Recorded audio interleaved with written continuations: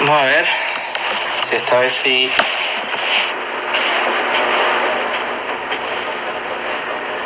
A ver.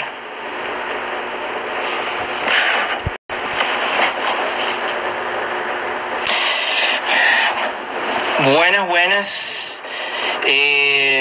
¿Cómo están todos? ¿Me escuchan bien? ¿Se escucha bien?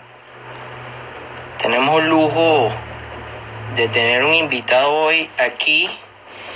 Vamos a ver si esta vez logramos conectarnos con él.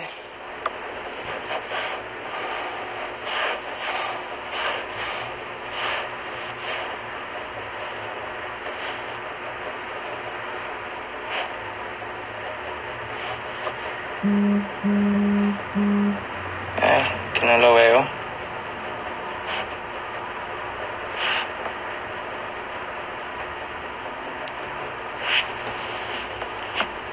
¿Se escucha bien? ¿Me escuchan bien?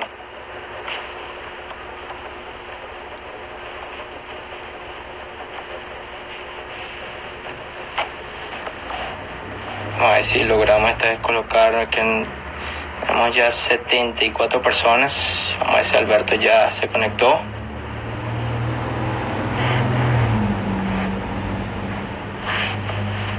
Sí, a ver. Este no es Alberto.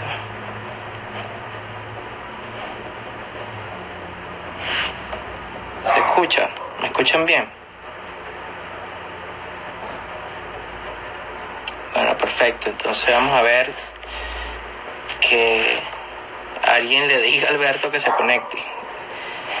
Que no lo veo en la lista aquí. Ah, ok, listo, ya como que ya veo a Alberto, ok.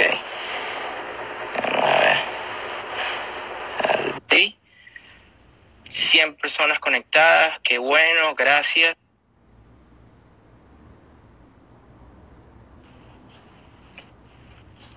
¿Me escuchan?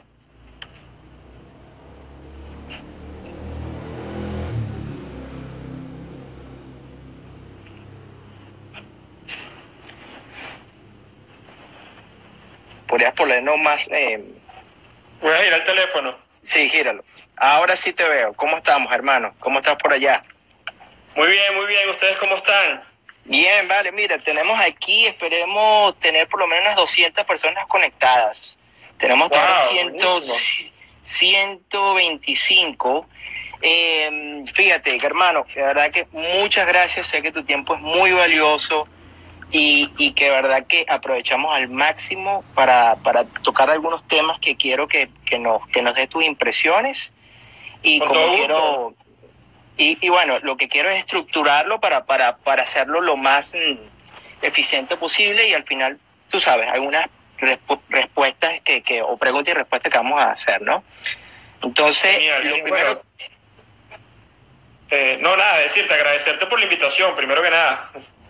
No, hermano, o sea, aquí lo que tratamos es de aprovechar la cuarentena para traer cosas, temas de calidad y de verdad que en tu caso en particular, Buenísimo. que te conozco, sé el trabajo que has venido haciendo por muchos años. Entonces, bueno, quiero comenzar que me hables un poquito de ti, lo que has hecho, lo que estás haciendo en un breve resumen para que la gente que no te conoce lo sepa y después vamos a otras preguntas. Bueno, chévere, soy venezolano, mi nombre es Alberto Cárdenas, yo trabajé, mi experticia siempre ha sido el tema financiero, soy administrador de profesión, aunque me especialicé en el área de finanzas y me trabajé siempre en instituciones financieras, primero como trader, analista de mercado, después ya tuve cargos de mayor responsabilidad como jefe de mesa, fui head trader para instituciones aquí en Latinoamérica y luego fui socio director de un fondo regulado en Suiza especializado en energía que tú conoces, con el que estuve trabajando durante 6 años y pues, luego pues estoy más enfocado ahora a un tema de gestión patrimonial. Tengo clientes privados y también tengo un emprendimiento que se llama SAFE, que es un instituto de formación en el área bursátil y de inversiones que dirijo, y una sede física aquí en Venezuela. Yo estoy en Venezuela ahora, pero tenemos también estamos haciendo cosas online. Y bueno, mi área de trabajo, yo tengo una licencia como asesor de inversiones y también me especializo mucho en el área técnica. Soy CMT, que es una designación que da la Asociación de Analistas Técnicos de Nueva York, que es Charter Market Technician. Trajimos el capítulo Venezuela de la Asociación de Analistas Técnicos de Nueva York hace 3 años con mi ex socio Andrés Trujillo, que también es CMT, que tú también conoces. Y bueno, nos encanta dar clase también. A mí me encanta dar clase, me gusta el tema de la formación. He sido profesor en Venezuela en algunas casas de estudio, el IESA, la Carabobo, el LUCAP, siempre relacionado con el tema de finanzas e inversiones. Y bueno, soy trader activo y es mi trabajo todos los días operar los mercados. Tengo estrategias clásicas de inversión, pero también tengo un enfoque muy de corto plazo, long short, muy macro. Mi visión de los mercados es muy macro, top down. O sea, estoy viendo muchas variables que tienen que ver con las grandes variables del mercado, especialmente los tipos de cambio, lo que pasa con el mercado de commodities, lo que pasa con los índices de acciones. Sigo pocas acciones puntuales, es decir, el mercado de acciones específico de compañías, pero como les digo, mi estrategia es macro. Entonces podemos hablar muchísimo de lo que está pasando a nivel macroeconómico, a nivel de economía de mercado, en los mercados, de trading. Ya, pero y no bueno, adelante. No te me adelante. Una cosa inédita. Tranquilo, dale. No. Fíjate algo, Alberto, ¿no? El primer punto que quiero tocar para que lo estructuremos, para que todos entendamos, hay personas que me siguen que están muy familiarizadas con muchos términos, otras que no tanto. Entonces yo por eso también estoy dejando aquí, estás viendo en mis comentarios, dejando el pin aquí de la institución que tú estás trabajando, ya vamos a hablar de eso también. Háblanos un poquito, porque la gente, obviamente, con todo lo que está pasando, obviamente estamos todos los que trabajamos dentro de este mundo como que en el spotlight. Entonces, obviamente, que la gente está a veces muy confundida, no entiende que todos son ciclos, que los ciclos se repiten, que por qué pasan estas cosas, que las cosas no son eternas. Entonces, háblanos un poquito desde el punto de vista general de cómo ves tú las cosas. Sí. Mira, en línea general, como bien lo dices, podemos empezar por ahí. Yo tengo un enfoque también bastante, me gusta ver la economía desde la perspectiva cíclica, incluso la vida misma. Al final la vida es un ciclo, parafraseando a Bad Bunny. Sí. Pero en realidad esto es muy serio. Los mercados se mueven a través de ciclos. El ciclo más importante es el ciclo de crédito, de expansión y contracción. Es un ciclo clásico que dura aproximadamente entre 7 y 8 años, donde pues hay un ciclo de estímulo, donde el crédito se expande, las economías crecen, y después hay un ciclo de desapalancamiento que puede durar 2-3 años, donde las economías generalmente corrigen, puede haber un tema de desaceleración, casi nunca llegará a una recesión a menos que haya un evento sistémico importante que pueda meter al mundo en un problema. Y hay grandes ciclos que tienen impacto, que los analistas técnicos seguimos, por el famoso ciclo de Kondratiev, o hay un analista técnico muy famoso que es Gann, que estudiaba muchísimo el ciclo de 90 años. Ese ciclo de 90 años tiene que ver con el ciclo de la vida de una persona, donde están incluidas 2 generaciones, y es un ciclo verdaderamente interesante, y me ubico allí porque ahora mismo, en mi opinión, creo que estamos viviendo las consecuencias del cierre de un ciclo y el comienzo probable de otro ciclo, ese ciclo de 90 años. La última vez que tuvimos un evento, digo, ¿por qué esto de 90 años? Porque estamos viviendo cosas ahora mismo en los mercados, en las economías, en las sociedades, que, salvando las distancias, se parecen mucho a lo que se vivió en los años 20, a finales de los años 20, y esto lo veníamos hablando desde hace algún tiempo, antes de que pasaran todos los eventos que están pasando acá.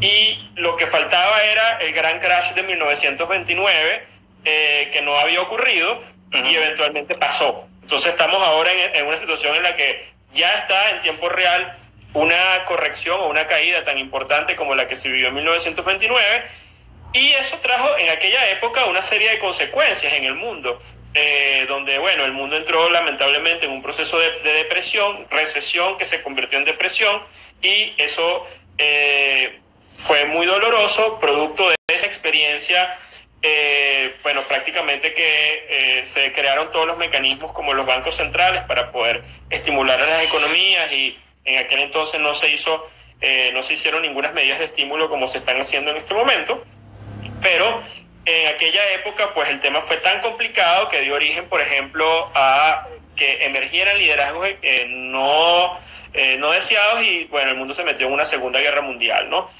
Para poner un poco el tema en contexto. Hoy, correcto, por hoy, lo que estamos viviendo, bueno, salvando las distancias, tenemos también unas cosas muy parecidas. Desde el punto de vista, había guerra comercial en aquel entonces, hemos tenido guerra comercial que comenzó con una guerra de divisas, terminamos en una guerra comercial entre las dos potencias más importantes del planeta, Estados Unidos y China. Y ahora estamos viviendo, el mundo trataba de salir todavía golpeado de la crisis financiera del año 2008, en un proceso donde bueno, el estímulo ha sido inédito, el apalancamiento, las economías se endeudaron muchísimo para tratar de crecer, y esto los economistas ya venían lanzando, y los analistas, alertas importantes de esta situación, porque, por ejemplo, antes de que ocurriera toda esta situación del coronavirus, habían unas distorsiones enormes en los mercados. No es que los mercados estaban sanos o las economías estaban sanas. Un ejemplo de esto es, por ejemplo, las tasas negativas en un tercio de los bonos a nivel global. En Europa, los bonos, algo que uno no podía, en los libros de economía uno no leía, y era que los bonos pudieran tener una tasa de interés negativa. O sea, que al final del día la deuda te tienen que pagar por tu prestar dinero. Entonces, esto era una distorsión enorme, porque los bancos centrales venían comprando estos instrumentos de deuda para tratar de mantener la liquidez del sistema, pero llega un punto donde esto es prácticamente inviable, y a pesar de todo ese estímulo, las economías estaban creciendo mediocremente, porque nunca crecimos como estábamos creciendo antes del año 2008. Por ejemplo, por poner un dato, China crecía al 11% antes de la crisis financiera del 2008, Estados Unidos por arriba del 4%.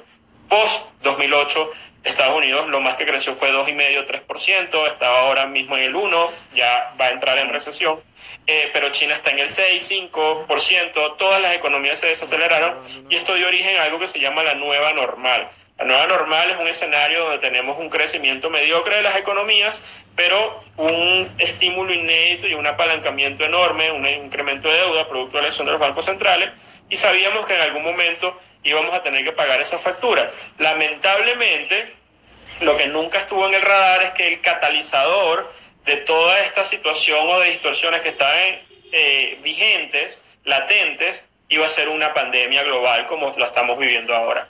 Entonces, el trigger, pues. El trigger, totalmente. Totalmente. Es lo que entonces, se esperaba que pasara por otra cosa, pero nunca por ahí.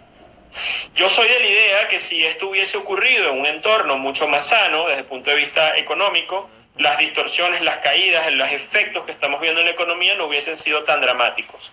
De hecho, creo que fue una bomba que estaba activada en la economía, en las economías, en los mercados financieros, y el virus lo que vino fue a prender la mecha. Y bueno, por supuesto, con unas consecuencias enormes, estamos pisando un terreno inédito. Tenemos los dos elementos más importantes, los dos elementos que pueden hacer de una crisis una verdadera crisis, una crisis importante, que es una crisis de salud, o sea, nos está afectando en este momento. Entendamos que la crisis financiera del año 2008, nuestra salud no estaba comprometida, ¿okay? Fue una crisis inmobiliaria de derivados que afectó a las instituciones financieras, pero no es nada parecido. Exceso, subprime mortgage. Exactamente. Okay. Y esto lo traigo a colación porque hay muchas personas que están comparando un poco el tema y dicen que bueno, que esto es pasajero, que esto no se compara a lo del 2008. Yo les voy a decir, no se compara, pero porque esto es mucho peor, en mi opinión. Es decir, hubo gente en el 2008 que ni se enteró que hubo una crisis, o sea, lo pudieron ver en películas. Si no te despidieron de tu trabajo en Estados Unidos o en el país donde estabas, o no tenías un inmueble, al final puede ser que ni te enteraste. Hoy por hoy, todo el mundo sabe que estamos metidos en un rollo gigantesco. Todo el mundo está confinado. Y es el comienzo también, es el comienzo de todo, ya no hemos visto. Mira, me están haciendo unas preguntas aquí. Yo sé que es un tema que te apasiona y yo quiero que nos des tu análisis de cómo estamos, porque recuerdo cuando hablamos en el 2016, y ya vamos a hablar de por qué hablamos en ese 2016, hablamos muchísimo en persona del ciclo del petróleo. Y Correcto. yo creo que nos des porque aquí la mayoría de las 250 personas que tenemos están muy interesadas en saber tu opinión sobre eso.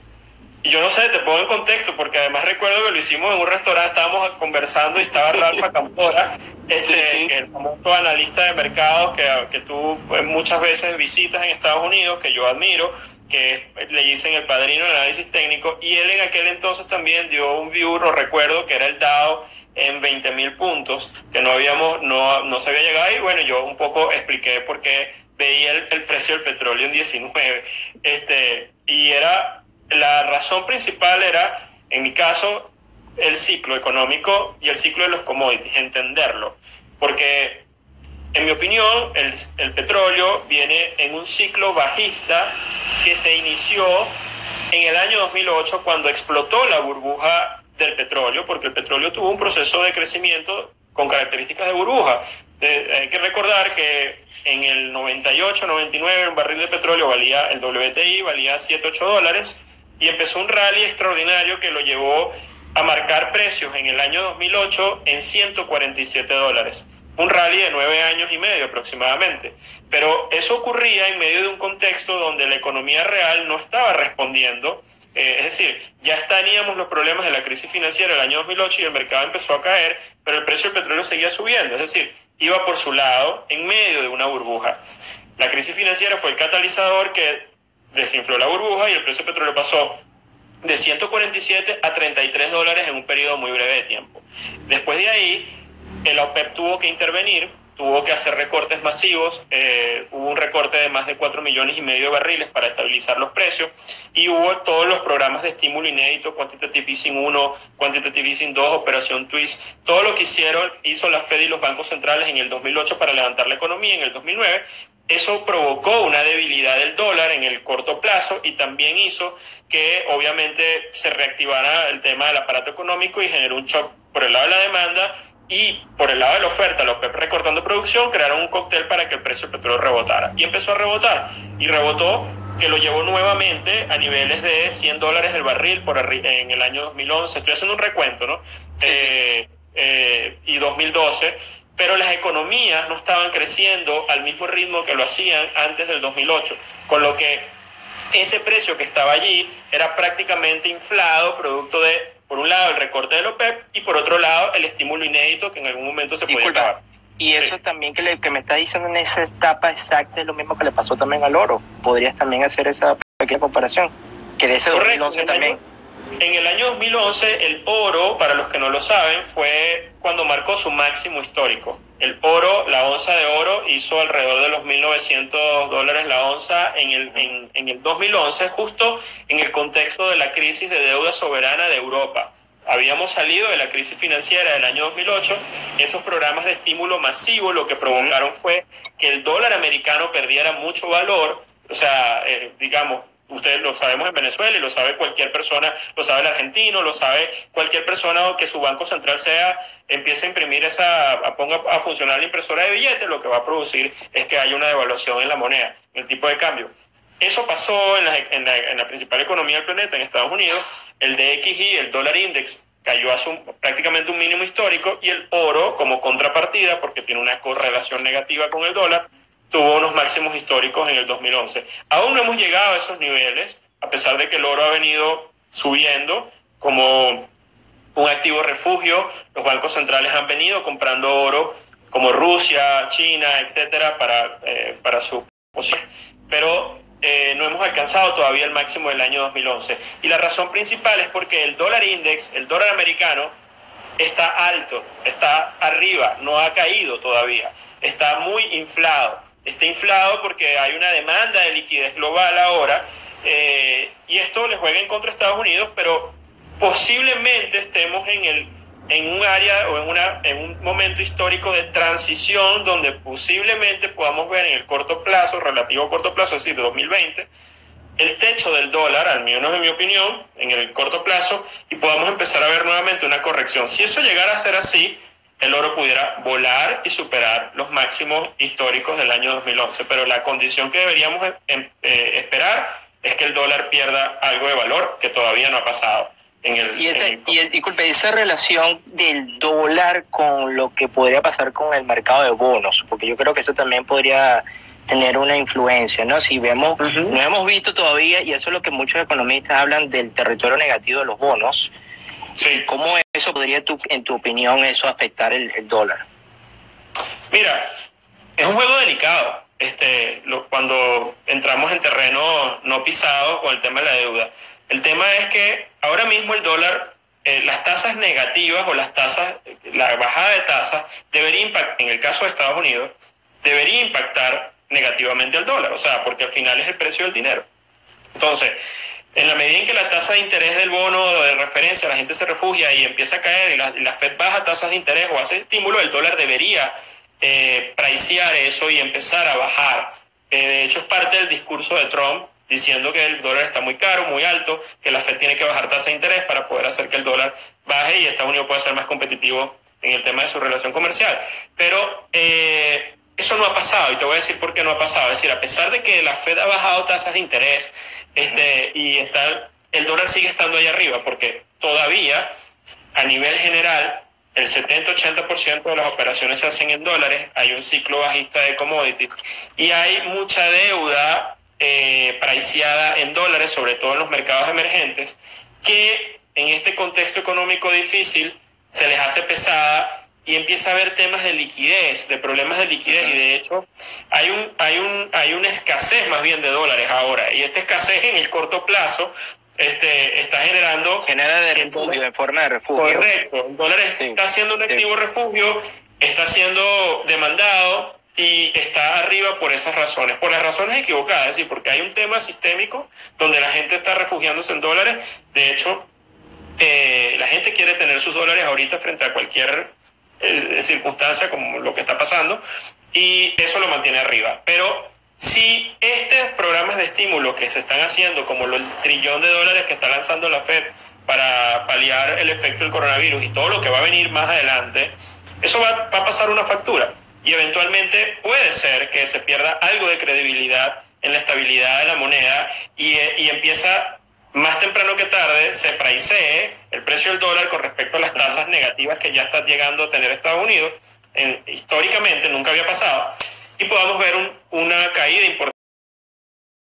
importante del oro, por ejemplo. Y esa puede ser la jugada o la razón por la cual bancos centrales, enemigos de Estados Unidos, digamos, el otro bando, Rusia, Irán, esa gente, están acumulando oro de una manera importante. Mira, y disculpa que te había interrumpido, pero ¿podías continuar entonces cómo ves el ciclo del petróleo y cómo tú lo puedes proyectar o cómo lo ves tú en los próximos años? Sí, bueno, aparte de todo el tema técnico, que hay todo un análisis de ciclo, no vamos a meter en eso. Es una conversación entre dos panas. Sí, para mí el precio del petróleo, bueno, como es una conversación entre dos panas, te voy a dar también una visión un poco geopolítica y de por qué esto está pasando. Hay gente que no lo entiende, y hay gente que dice, ¿por qué entonces Rusia o los árabes decidieron empezar a levantarse de la mesa a inundar el mercado de petróleo? O sea, ¿son locos o qué? Porque ellos necesitan su factura petrolera.